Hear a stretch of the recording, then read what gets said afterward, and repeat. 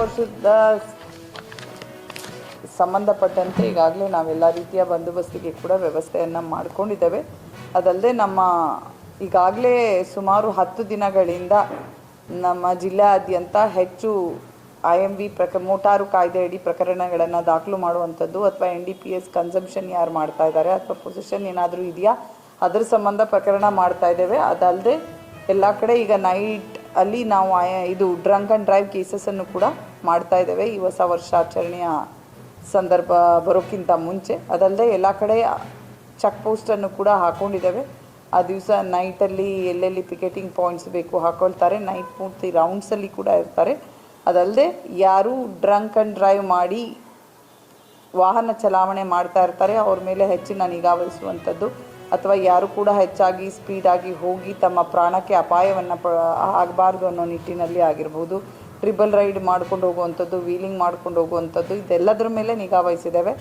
ಅದಲ್ಲದೆ ನೈಟು ಕುಡಿದು ಅಸಭ್ಯವಾಗಿ ವರ್ತಿಸೋದು, ಮಹಿಳೆಯರಿಗೆ ಅಥವಾ ಮಕ್ಕಳಿಗೆ ಟೀಸಿಂಗ್ ಮಾಡುವಂಥದ್ದಾಗಿರ್ಬೋದು, ಬೇರೆ ಯಾವುದೇ ರೀತಿಯಾದ ಕ್ರಮಗಳಿದ್ದರೂ ಅದರ ಮೇಲೆ ಕೂಡ ನಾವು ನಿಗಾ ವಹಿಸಿದ್ದೇವೆ. ಈಗಾಗಲೇ ಎಲ್ಲರಿಗೂ ಕೂಡ ಇದ್ರ ಬಗ್ಗೆ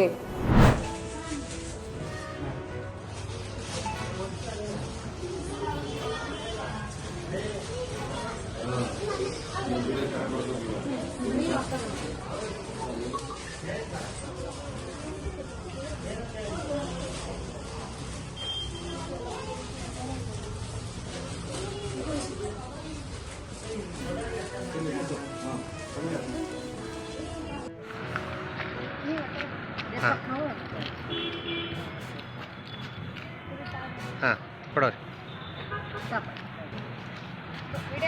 ಹಾಂ ರಾಯ್ರಿ ನಮ್ಮ ಹೆಸರು ವೈಷ್ಣವಿ ಅಂತ. ನಾನು ಗುರುಕುಲ ಸ್ಕೂಲಿಂದ ಬಂದಿದ್ದೀನಿ.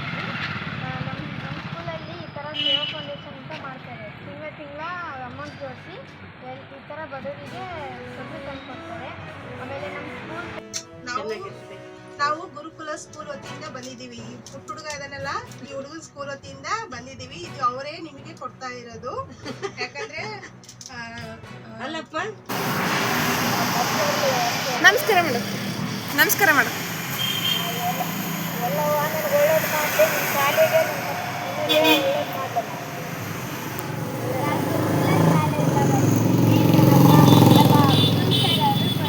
ನಮ್ಮ ಶಾಲೆಯನ್ನು ಮತ್ತು ಎಲ್ಲ